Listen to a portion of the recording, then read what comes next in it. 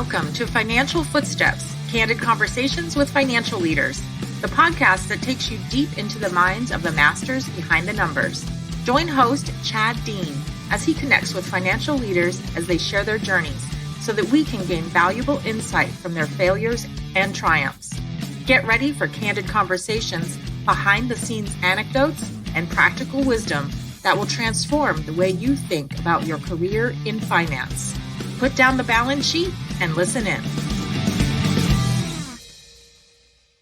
And welcome to Financial Footsteps, where we explore the background and careers of financial leaders for the benefit of those who want to follow in their footsteps. My name is Chad Dean, your host. I've been a recruiter for 27 years, and I am the owner and CEO of Integrated Management Resources, a Phoenix-based executive recruiting firm established 33 long years ago. Integrated is the sponsor of this podcast today, and I'm very excited about our guest today, Lynne Berreman. Lynne has had a long career in finance and is full of wisdom that I know will be incredible and a great benefit to all of our listeners. Welcome, Lynne. Thank you. It's so great to be here. Absolutely. And we had a little bit of rain today. So this is, I think, the first podcast that I've done where we had rain. And so it's really exciting, right? Getting a little bit of rain in the valley. Yes, always. Everybody else is like, no more rain. And we like go out in it because we're very strange here. So, so let's start. We'll just kind of, tell us a little bit about yourself and family, that kind of thing. Sure. So I've lived in Arizona most of my life. Grew up in Flagstaff, which is a small college town a couple hours north of here. Played a lot of sports, went to college there, have been down here ever since I graduated. I have a 29-year-old son named Trey that lives in San Diego. And my parents are still here. And then I've got siblings elsewhere. My boyfriend, Andrew, and I love to do, road cycling. We spend a lot of time still in Flagstaff. Like to watch sports, do a lot of hiking, outdoorsy stuff when we have free time. Yeah, there's a lot of that going on up in Flagstaff, right? It's a very outdoorsy town. Yes, very. A fun fact about Flagstaff is they get a ton of snow up there, just the way it's positioned. And a lot of people don't know how high it is up there, the elevation. It's like 8,000 feet. It is, yeah. So. We go skiing quite a bit up there. And last year was kind of the epic season that they've had for probably a couple decades. Yeah. I spent a lot of time up there. Actually had to get a bunch of stitches from a skiing accident. Oh no, that's never good. Yeah, I had to go down and sit in the ER room there in Flagstaff. Oh boy. So, well, that's great. I appreciate you sharing that. So you are currently, what are you doing right now? Absolutely nothing. So I was recently with True Blue Car Wash, mm-hmm. which was a roll-up strategy for car washes. I joined the company when Goldman Sachs made an investment. At that time, they had about 20 washes and 30 million in revenue. And fast forward 5 years, we got up to 71 washes and 98 million in revenue. We went out to sell the business. It was, owned by private equity. So we went out to sell the business in early 2022. It took a whole year to sell the company for a whole variety of reasons, but successfully sold the company to Circle K and closed the deal in February. And prior to that, I was with PCA Skin, which is another company headquartered here in Scottsdale. Sold that company to Colgate-Palmolive. So back to back, I felt like I needed a little time off. So I wrapped things up, took the summer off. We did a few trips, spent some time in San Diego, kind of relaxed. And now I'm kind of back thinking about what my next steps are. Good. And your title was CFO, both places? Correct. Yes. I've been a CFO for about 17 years, all in that mid-market space, high growth mid-market. Also just so happens that, 4 of the last 5 CFO roles were were private equity backed. Yeah. Yeah. And one of them was janitorial. Who knew that private Yes. equities was so excited in Oh, janitorial? it's, somebody's got to do it. A quick funny story. I was on an airplane and somebody was asking me what I do. And I said, well, I'm a recruiter. And they worked for the University of Phoenix. And they go, oh, you're a recruiter. By the way, do you happen to recruit plumbers? And I'm like, what? You would pay somebody to find you a plumber? They go, it is so hard to find plumbers. And I'm like thinking in my mind, I bet. it amazes me what people, that there's a recruiter for everything, literally, I'm sure. Yeah. including plumbers. So let's go back. So NAU, you grew up in Flag? I did. Wow, I don't know if I've ever really met anybody. And Yeah. I'm a native of here. I grew up born and raised in Arizona. Haven't really met anybody who grew up there. So I did. Your degree was in finance and accounting. It was in finance. I actually went back after mid-career, went back and got my accounting degree so I could sit for the Oh, CPA exam. okay. But initially I went to school for a finance degree. Mm-hmm. And where did that interest, what was the genesis of that? Well, I took an accounting class in high school. I think they offered some special elective to go take an accounting class. I was pretty good at math. I took the accounting class and I loved it. And then as I was thinking about college, I thought, well, I don't really want to be an accountant, but I like accounting. So, what's related to that could be broader in nature. And so I picked finance, not really knowing what I was going to do with that when I got out, but that's what I did. Sounded like fun. It interests you. Yeah, it did a Yeah. lot. And the curriculum, I think is more broad-based. If I had to kind of characterize both, I was learning, corporate finance and international banking and case studies as opposed to intermediate accounting 1, 2, and 3, which is kind of why I chose finance. Gotcha. Did the finance and the accounting people hang out together? No, there was a clear separation. Big delineation. Yeah, we didn't sit with the accountants at the lunch table. What did you think of what actually, I want to know if you know what they thought of you. Oh, it doesn't matter. Doesn't matter. No, it Okay. doesn't matter. I just think that's funny because, especially these days, so many people are choosing finance over accounting. I know. But I needed both because I wouldn't have been able to move into a CFO role without a CPA. And to get my CPA, I needed accounting. Right.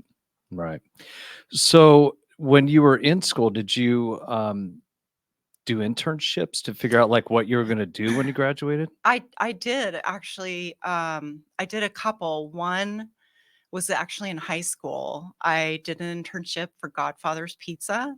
I remember that. Is that And still around? there's one in Prescott Valley, Okay. and that's the only one I've seen here.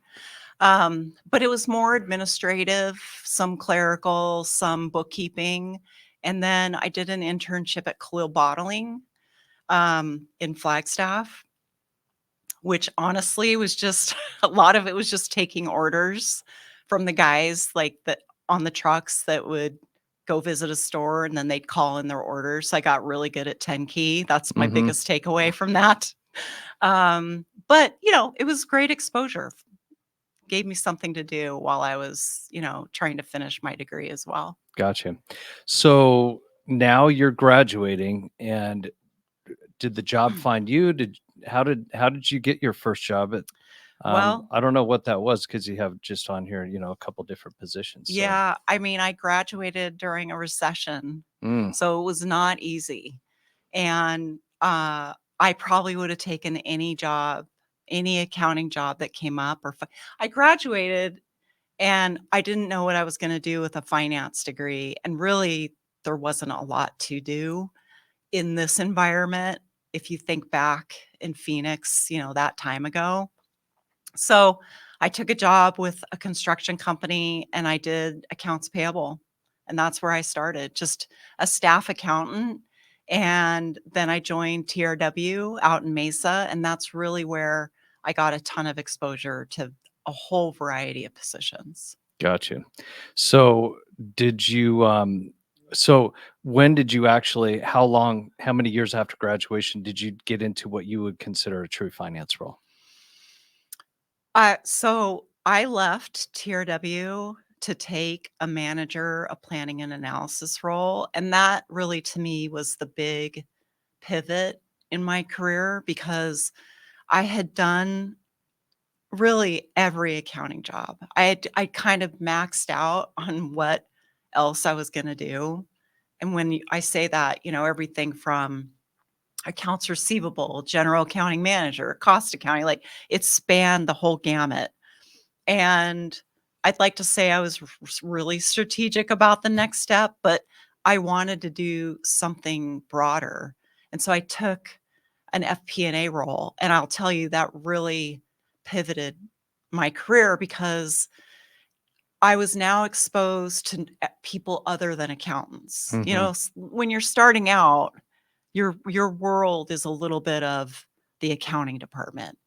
And then if you can get into a role where now you're working with marketing and operations and HR and although you start to kind of pull everything together in a much better way. Yeah, but that accounting core that you got, those first couple jobs, that was priceless. I you have to you have to get that. I mean, and I tell when people this today, the root is accounting. It all starts there.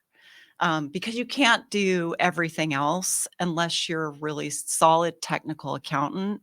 And if you're a leader, you have to be able to run and lead a very solid and technically capable finance department. Mhm.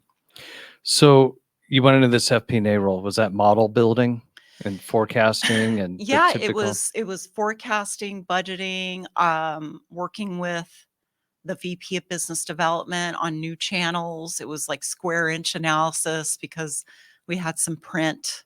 So it was just everything, which was great because you got to see so many different things. Mhm. I, I have an MBA and an undergrad in biology, which has nothing to do with anything really in business, and then, an MBA, and in my MBA, I learned how to model, and I Uh-huh. learned Excel, and I'm thinking to myself these days, how in the world did they build any models before Excel? Before you could just change one cell and then it Absolutely. changes everything else. I don't know what they did back in the day, but it's interesting. Well, when you have to build it from scratch, you definitely figure it out, Yeah, you know? that's for sure. So, um, knowing what you know now, when you were getting your degree, would you have done a double major of finance and accounting? I thought about that as I was preparing to come on the podcast, and that's probably what I would have done if I would have known where I was gonna go. I thought, well, maybe I just would have not done the finance and I would have done the accounting. But really, the finance degree allowed me to think about what could be, what I could do, the possibilities. And I'm not sure that just solely an accounting degree would have given me that. So, but I probably could have skipped some pain if I would have just hunkered down in college and gotten a double major because I didn't sit for the exam until mid-career or early mid-career. My son was young, so it was hard to Mhm. study and get that done while I was doing everything else. Okay. So, let me ask you this because I don't see every CFO with a CPA. Tell me why you chose to go back and get your CPA and why that was so important to you. Um, I just felt like the technical aspect, um, and the credential really meant something, That's fair. and like my son just got his MBA. Then that's amazing. But for being an accountant, I think being able to say, I technically was able to get past this exam and I'm licensed to do this to me said something at the time. Got you. And having that credential, I mean, that's fair, Yeah, right? because Because nobody can take it away exactly, ever, as long as exactly. you remain in good standing and don't break the law. Yeah. So, take me through a couple of the positions along the way that you felt were really impactful on your development. Mhm. Well, certainly the FP&A manager role, because I also had a team of analysts. So trying to do your job and learn the business as well as manage a team is difficult. But that role was very impactful. Also, because I got to spend time, as I mentioned before, with other people and the leadership team. And you get to hear, when you do that, you hear about what's going on in the company and what's going right, what's going wrong. And you really get a lot of insight into how leaders are thinking about the next steps in the company's journey. Probably the next critical role was my first CFO position at a PE-backed company, because I had no idea what I was getting into. No idea. Was not prepared necessarily for what was about to happen, and what was expected of me. But I did really like the expectation and the pace and all that comes with that. But the hustle and the grind is real. How did you get that job without any experience? I got a call. I got a call from a recruiter out of Chicago that worked with a PE firm that was based there, and they had just bought a retail janitorial company, and it was a pull position. So, in other words, I wasn't quite qualified for it, probably, but instead of bringing a candidate on that had been doing that for 10 years, they felt like someone would be better that, was kind of hungry and wanted to take the next step and ambitious. And so there were a lot of things I had no idea how to do or what it was about, but I worked really, really hard at figuring those things out. And what about mentorship there? How was the leadership? It's interesting because um, private equity sponsors can fall all across the range of involvement. In this particular situation, the CEO wasn't as used to the finance side. And so I became more of that conduit. So I spent a lot of time with the PE firm. And, I think it, a lot of things like banking, lending, M&A, they really leaned in on. And so I was able to get exposure to that, but not be fully responsible. Whereas other things like building the team and the corporate office and the analytics and the dashboards and the reporting, all that all fell on me, and I kind of had to figure it out. So, and you make a lot of mistakes doing that Sure, initially. sure. Anything special about your first board meeting? Do you remember that? Or Oh gosh, I do actually. My first board meeting was about 6 weeks after I started, and we were completely unprepared. The P firm was not extremely happy with that, but I was like, "Well, I don't even know the business." And so I learned that, okay, I get it. This is gonna be a journey, and I need to really figure out how to get my A game on all the time. And not that I beat myself up about that particular instance, but it's kind of set the tone for the rest of the journey there about expectations, and there's really no time that can be wasted Mhm. ever. And what happened with that particular situation? Get resold or So we went out to try to sell and we were unsuccessful. So out of the 4 PE-backed roles I've been in, we've sold 2. We've tried to sell 1 and it was unsuccessful, and the other one I left before we tried to sell. it there are things that can just wreak havoc on the best laid plans, and a lot of those are external. What's happening in the marketplace, what your customers are doing. At that time, we were cleaning retail grocery stores 7 days a week, and retailers started feeling the penny pinch, and they figured out, I don't have to clean the grocery stores, so I can do it 3 days a week and 2 days a week. And that really wreaks havoc on your business. And we went out to sell right when that was happening. Yeah, So that makes sense. hard.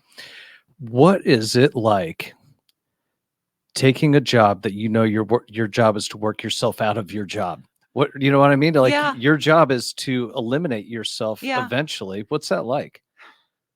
I never really thought about it that way. Um, because I always looked at it more, well, we could sell to another private equity firm, and then I get to do this all over again. Um, or we could sell to a strategic, and maybe I'll be the new CFO. So I never worried about that. It's just never a concern. And probably because you're so heads down, until you sell a company, you really don't know you don't think it's attainable necessarily, because it's really hard to do. So I wasn't sitting back at my first gig going, oh, well, when we sell, I'm gonna take 6 months off and do this. And I just didn't think of it that way. I was just more, what's next? What's next? What's next? That's fascinating. And you're grinding, and then all of a sudden, like, it's over. Yeah, that is exactly how it is. And with True Blue, it took us so long. I was really selling the company and doing my job at the same time for a year. And I will tell you, I probably, I had 30 roadshow fireside chats, and probably, 30 update calls. And when that ends, you're just tired, but, Yeah. happy. But it feels like some big fireworks should go off, and there should be like a parade. Yeah. And there was none of that. There's none of that. Right. I'm going to come back to that because it's quite interesting. I like that. So, you said in your first FP&A role, you said you had a team. Is that your first management experience? I would say significant. Yeah. At a role before, I had 1 or 2 people, but that role was the first one where the product, was kind of unique, and I was responsible for delivering that product along with my team. And how did that go for you? How did you feel as a manager? A lot of it is just learning the hard way, because there's not a lot of people that help you figure out how to be a manager of people. And in that role, I almost felt like a peer to some degree, managing peers, because there wasn't a huge gap between, I would say, myself and the rest of the team. It was more about, how do we get all this done, and not so much about. It's different in today's environment. It's a little more about personalities and figuring out what people want and what makes them happy. Back at that time, it's just, how do we get all this work done without kind of blowing people up? Mm-hmm. Yeah, it's interesting how that's changed. So it's changed a ton. That's one thing I had to learn, because my father's a colonel in the Air Force, and so that's the way I was raised. It's changed a lot. So, do you think that you are a natural leader, or did you I have to grow into it? I had to grow into it. I definitely think I'm a leader by example. I would say people that have worked for me will say I'm one of the hardest working people they I have know. no doubt, Like, listening to your story so far. just, and I know what people do. I think that's really important, that I can go out and I know what that person is doing in accounts payable and that person is doing in billing. They probably can't say that about every CFO because you have other things to do. Um, but I do think that I spend a lot of time making sure I can answer questions, that I'm always available, and that I know what everybody's doing. And they feel that as well. Did you just trial and error become a better leader, or did you actively read books? Did you find somebody to mentor you? What did you do? Yeah, a lot of it is watching other people do the right things and the wrong things. Like you can look at, like, when you report to CEO and say, I like what they do in this regard and I don't like what they do in that regard. And so I'm going to try to do that more and not that. But a lot of it is it's a balance between personal relationships and making a connection, but still running the company. That's really hard because at the end of the day, I'm responsible for delivering a product and helping run the company. But at the same time, we're all people. And so sometimes those things don't mix and they don't match. And I'm a believer in, like, when they don't, just let's both go find something that do. Sure. Yeah. Sure. I actually kind of like the tapping into people's feelings more now that I've learned how to do it, because you can really delve into what drives somebody and match it up with the job, and then they are more passionate about it as opposed to just coming to work Yeah. and doing a job and going home. It becomes part of their why. And that to me is when that clicks, that's so exciting. Yeah. But a lot of times it doesn't. A lot of people are just looking to come in and just do their work and go home. But it's good that you know who those people are. And and the only way to do that, I would just walk around the floor and you just learn a lot about where people stand. I remember one of the employees at True Blue in my team, when announced to the team that we were going to do another acquisition. It was, I don't know, 6 sites. This person said, "We're going to buy more sites." And I thought, we need to collectively have a conversation. And I just learned that that person didn't want to be in that environment. That's probably not this one. Mm-hmm. And that's okay. I get it. It's okay to not want to be Sure. part of that. No, I've had to come to grips with that because I lead by example as well, and I figured that everybody should just be following, and Right. not many people do. So, which is okay. It's fine. So, tell me about. Let's go back to that interview where you had no experience working for a PE sponsored company. What did you do to prepare for that interview, and why do you think you were successful in landing that job? I tried to draw on all of the things that led up to that point, and not just in a linear sort of, well, I was a senior accountant, and then I was a general accountant, and then I was a control. Not really in that sense, but I always try to think of all the things that I accomplished along the way. Even if you have to write it down, make a list, because that's really what matters. And when I go into an interview, I too think it's a conversation.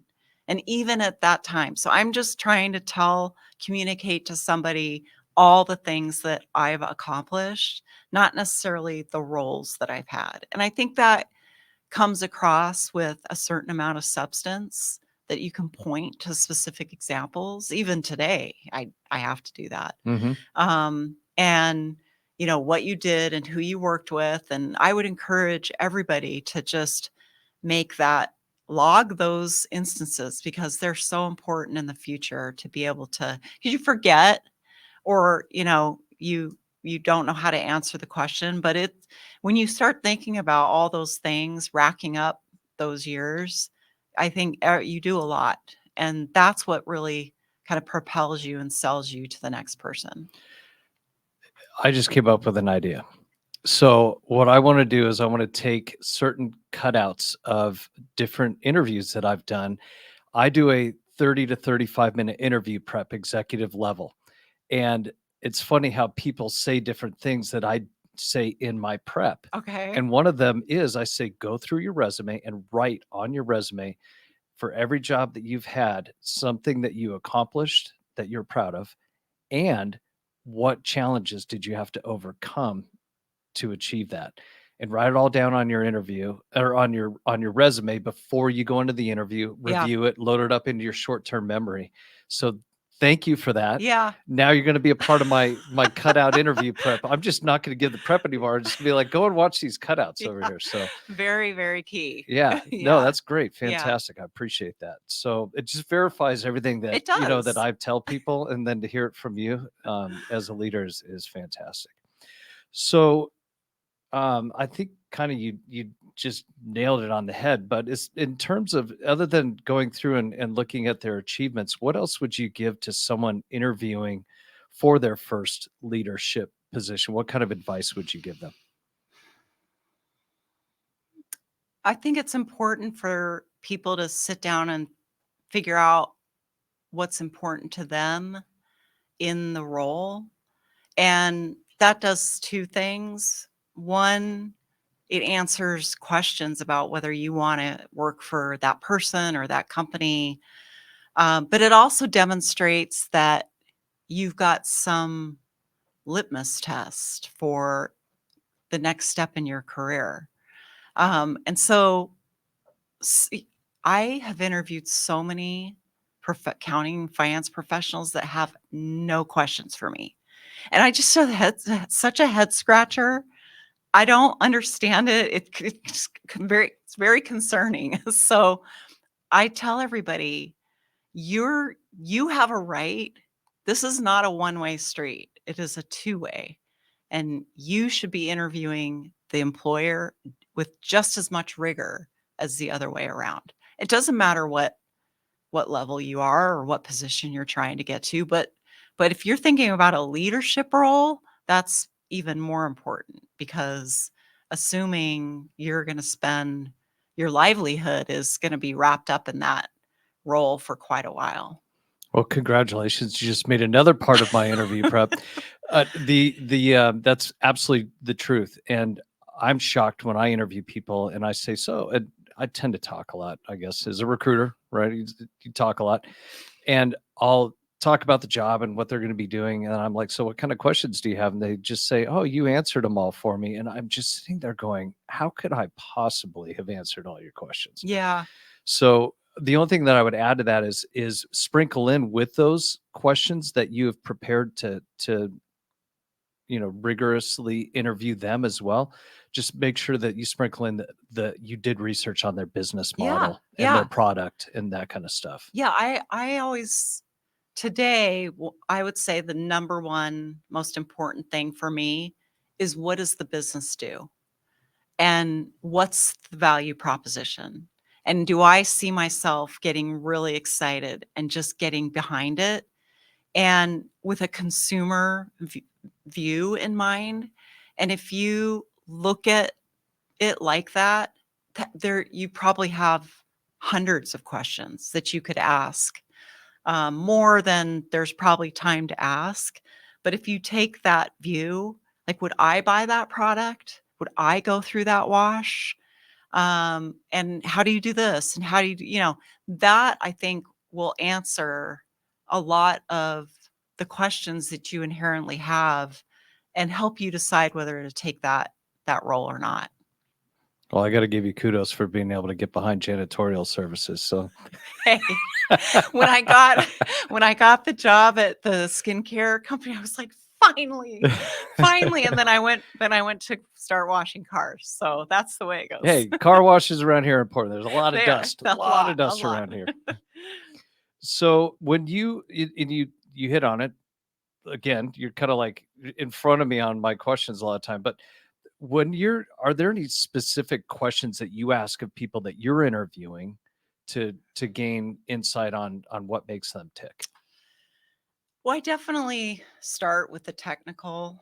I always want to make sure someone has the technical abilities for the jobs that we're hiring for. But I try to spend some time on just personal questions because I find uh, you're removing kind of the robotic answering of the general questions that most people ask.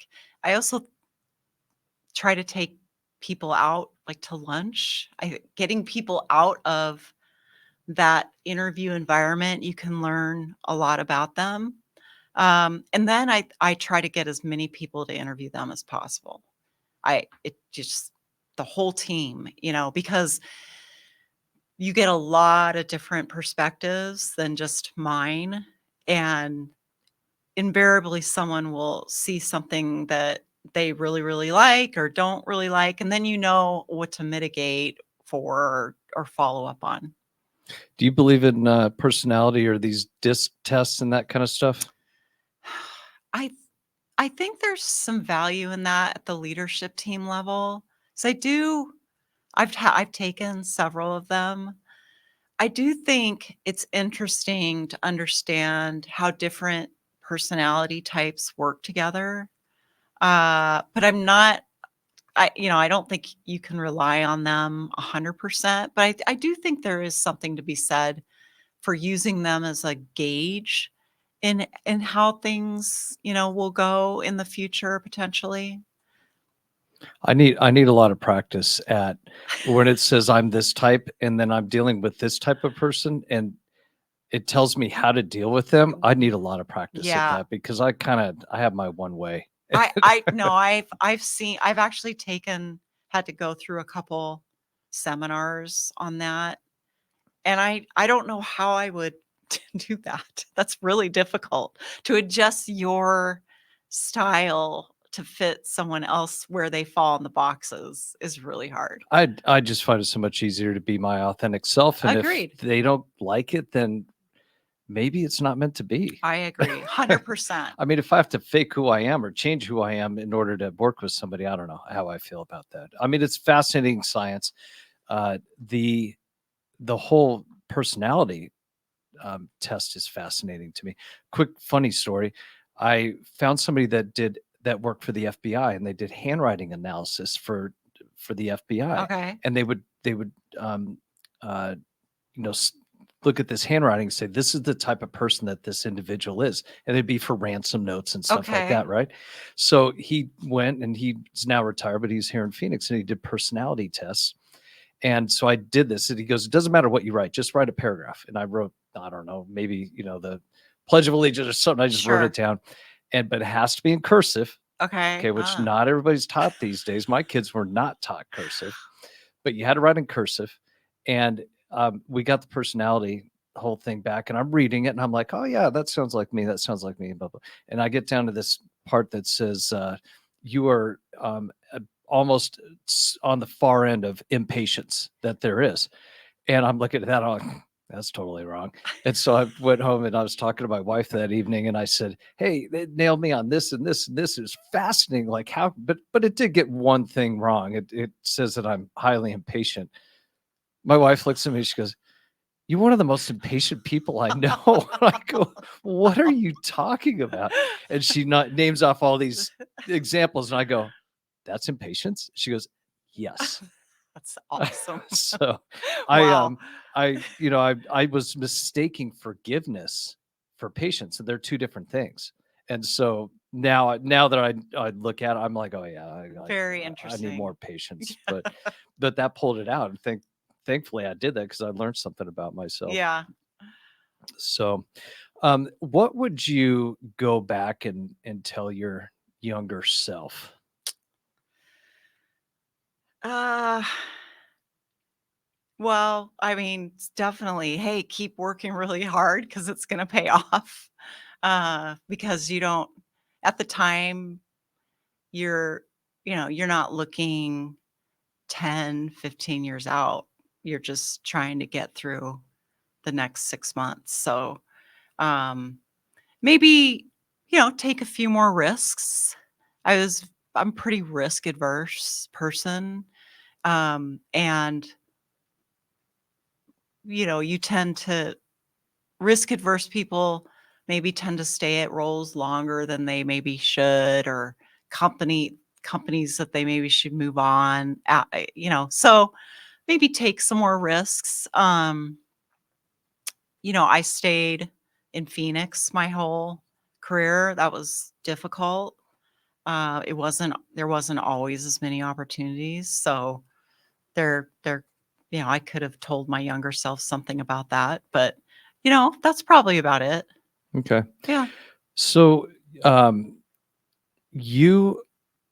want to know why, besides hard work, what other component of you makes you successful? Why do people choose you for the next leadership position? Why do you feel that what is it about you besides the hard work? Yeah.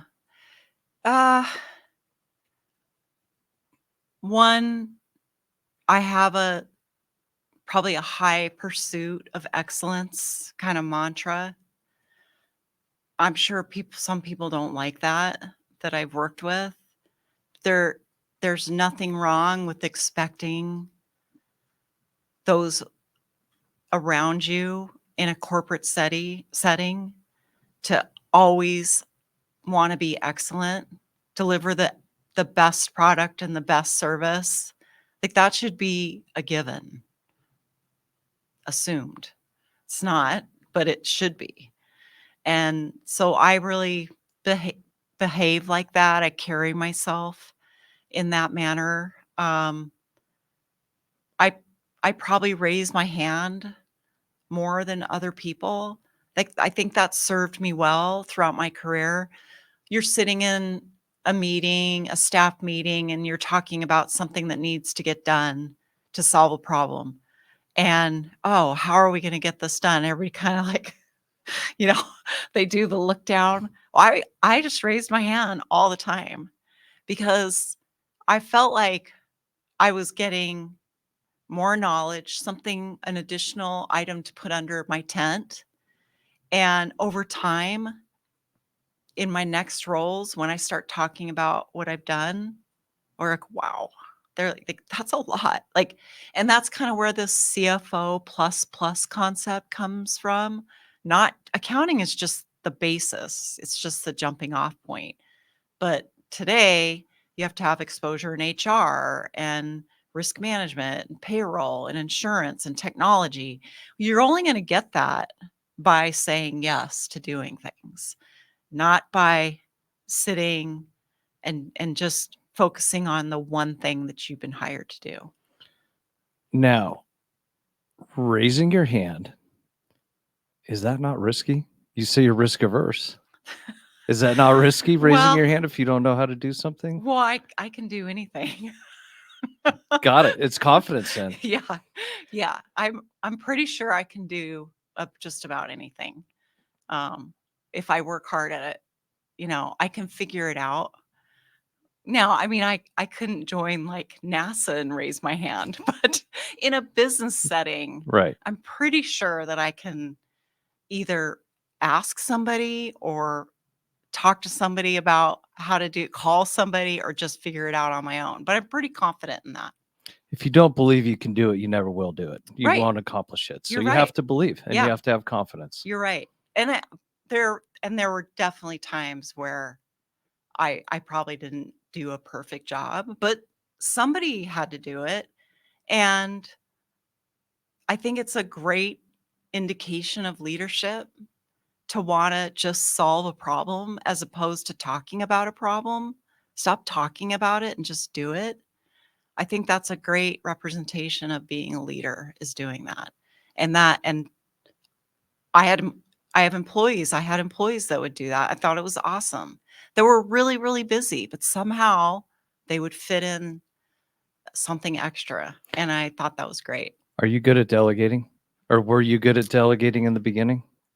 Um, to Yes, like as a function of necessity. Um, but My style is delegate but check until you trust the outcome, and then you don't have to check anymore. Because at the end of the day, it's your brand and your face on the product. So I'm not going to put out a bad product, and if I need to check everything, then I'm going to do it until I feel like I don't need to do that anymore. Gotcha. How do you get people to buy into a high pursuit of excellence? Oh, in the finance and accounting area? Sure.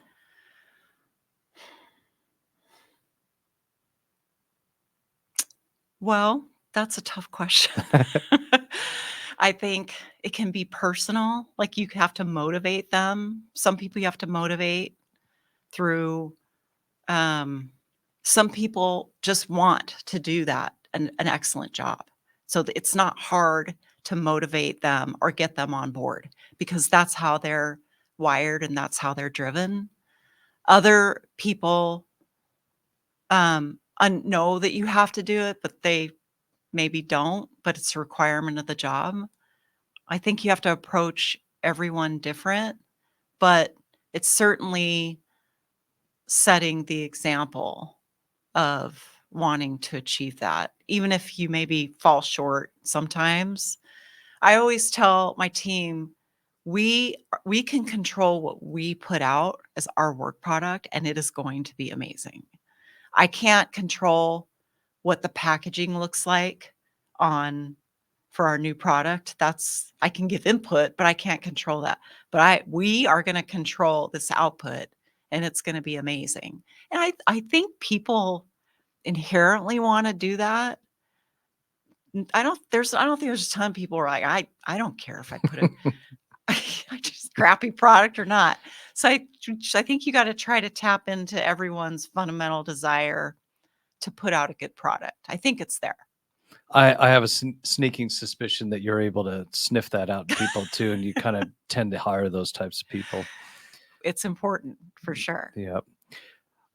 So what advice would you give to someone that's just starting out early on in their career and wants to achieve your title?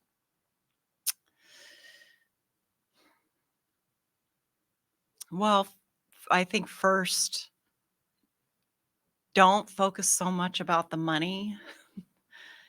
Don't focus on the path that you're going to take to get as much experience as you can in the shortest amount of time. Don't focus on the titles and the money, because honestly, the chief doesn't really, you're doing a lot. You're going to always do a lot of the work throughout the channel. There's no point where you just kind of sit back and fold your arms and say, okay, now I'm here. So I say just be industry agnostic. I would absolutely tell everyone that. Because I think people have a vision of, well, I want to work in retail or I want to work in fashion. Well, if you have aspirations to be a CFO at the level that I'm at, you really want to get as much possible exposure as you can to as many different things. So get out of the mindset of thinking that you have one path. And I would say that goes with the size of company. Take a risk.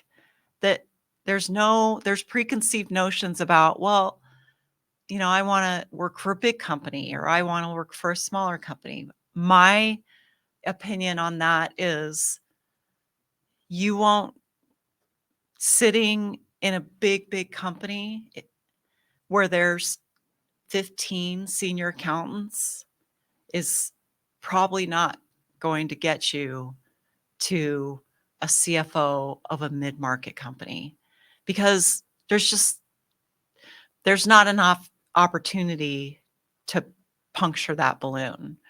But in Phoenix is a great place, right, for mid-market high growth companies. It's a hotbed. And you get on that, you get in those scenarios and you get in a growing company. And if you're assertive and you raise your hand and you're aggressive in getting all those things under the tent, I think it's very achievable.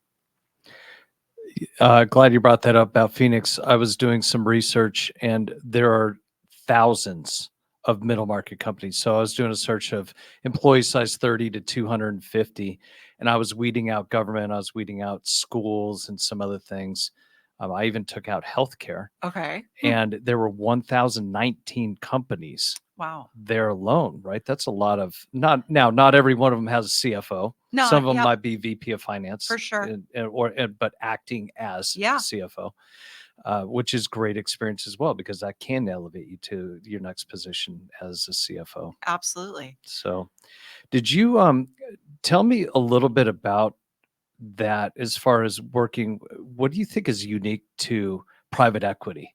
So if somebody's thinking about, I want to work for a sponsored company, what do you think is, you touched on the speed Mm-hmm. and the amount, there's just so much going on at any given time. Is there anything else about it that what is it that attracts you to it? Because you told me that you're kind of interested in looking back in that space. You're not disregarding others, but you definitely have a Yeah. very strong skill set Yep. for that. Yeah.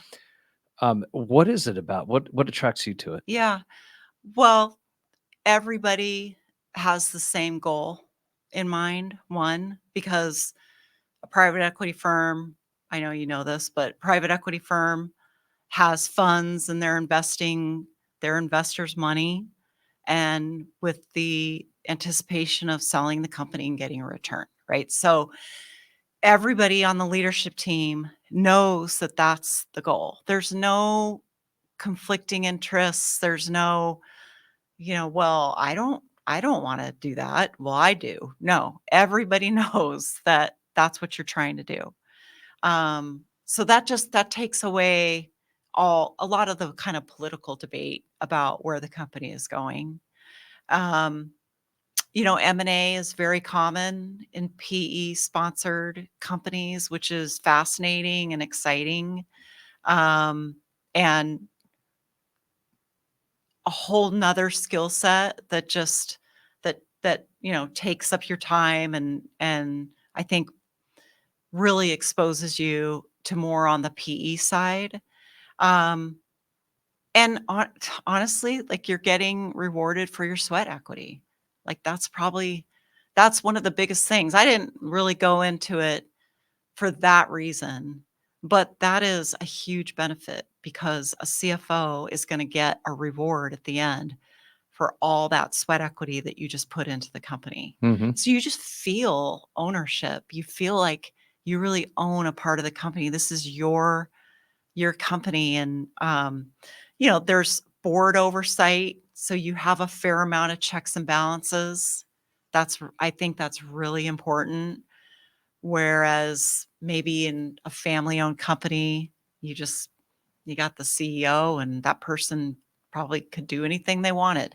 This is a more structured environment where everybody knows the rules, and you're going to accomplish those or you're not. And if you don't, that's not a good answer. If you don't, that's the dark side, and that's where it can, not go well for executives. And steel sharpens steel, and those are some of the smartest people Yeah. that you're going to run into. Oh yeah. So smart. But I've been in businesses that I've run and they haven't. So I used to be really intimidated more so, but now I bring something to the table that they've never done before. It's true. They would, probably maybe debate that with me, but it's right. Like, I've had to help run businesses, and so we need them and they need us, and it needs a really great partnership, and oversight and communication can deliver some great results. I've never heard anybody say that before, but that's really important. Yeah, you're going up against these smart people, Yeah. but they haven't done your job. Right. They haven't. Yeah. So Sometimes I get out of board meetings, I'm like, do they know that they haven't done this before? But I we won't name appreciate, names, no, right? no, but I've learned a ton, from banking and lending and negotiating credit agreements and how you, negotiate sale leasebacks and buy real estate and sell real estate. Like, it's just, I've learned so much from the private equity sponsors that I've worked for. And I think the other thing, and it's interesting snippet, but I was talking to the managing director at one of the sponsors that I work for. She was looking for a controller, and she said one of the most important things to them based on current trends is that their leadership team have worked in office in front of each other. She said that, and I kind of, it didn't really apply to me because, I've kind of got past that whole phenomena. Didn't start until I'd already been a CFO.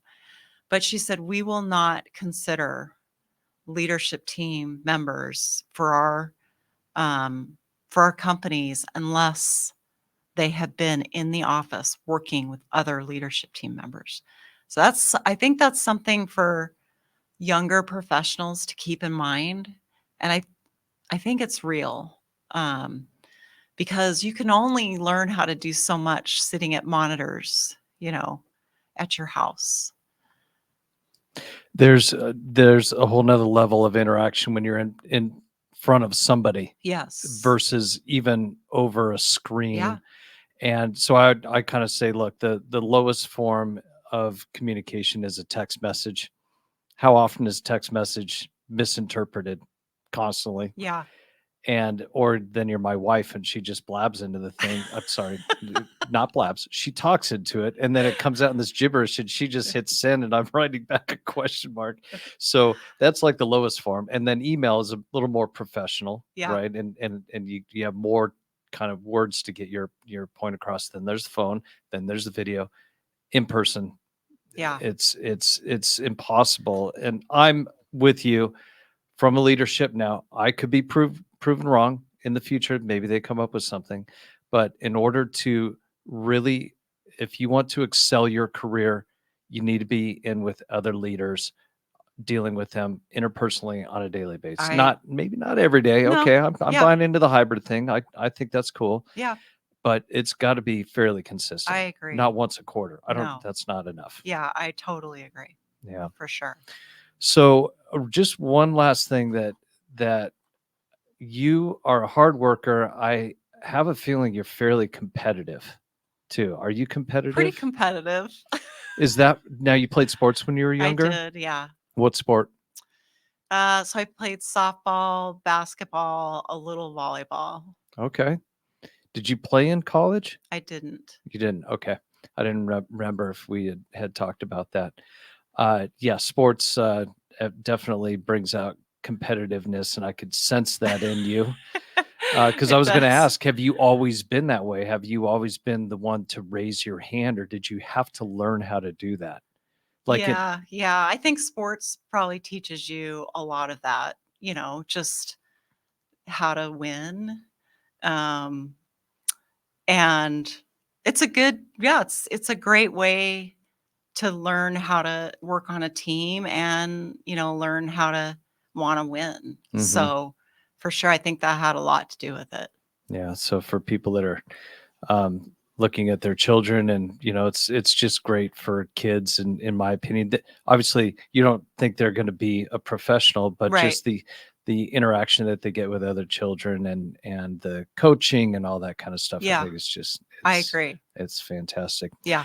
Well, if you can believe it, our time is up. Oh, wow. Okay. We have covered a lot We have. here, and I am so excited for the feedback that we're going to get on this, because you gave some incredible insights. Well, thank you. And I really do appreciate you sharing and opening up yourself to that, because you're going to help a lot of people. Oh, I hope so. It was a pleasure, and I think people entering a profession need as much guidance and advice as they can get. So hopefully I gave a couple snippets that will help. You did. You did. Great. So the cat's out of the bag. You're kind of looking for your next opportunity. I am.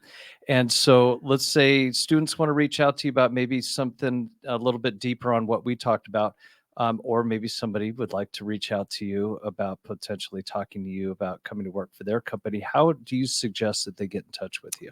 Yeah, I mean, I'm on LinkedIn. They can ping me on LinkedIn. I'm fine with you guys sharing my email address as well. If people want to just shoot me an email, I'm happy to answer any questions or help any way I can. Okay. And if anybody wants to get a hold of me, I am a recruiter, so I live on LinkedIn every day. And so they can also reach me on LinkedIn, or you can just Google Chad Dean Integrated Management, and I'm fairly certain I come up number one. So Lynne, thank you, and enjoy the holidays. They're right on top of us here. They are. And enjoy the rain. And thank you again very much for your time. Thank you. Thanks for having me. It was great. Thank you for joining us on this episode of Financial Footsteps, Candid Conversations with Financial Leaders. We encourage you to apply the knowledge and wisdom shared in these conversations to your own career. If you enjoyed this episode, be sure to subscribe to our podcast and leave a review. Your feedback is important to us as we continue to bring you more candid conversations and thought-provoking insights from successful financial leaders.